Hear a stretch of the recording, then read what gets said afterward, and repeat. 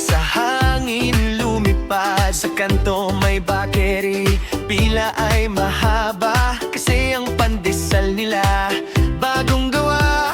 Malambot sa loob, medyo toasted sa labas. Pag natikman mo, siguradong babalik ka bukas. Mainit pa, kinuha sa pugon. Malunggay, pandesal, baon sa maghapon. 5 pesos lang, kaya bili na. Masarap na, healthy pa.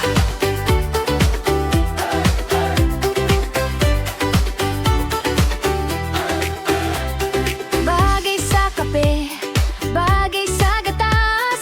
Pwede sa umaga, pwede rin sa hapon agad. Hindi lang masarap, May gulay pa sa tinapay, kaya bawat kagat panalo ka palagi.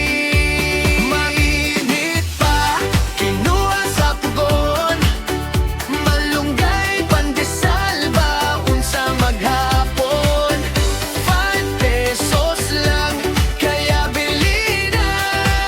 Masarap na, healthy pa.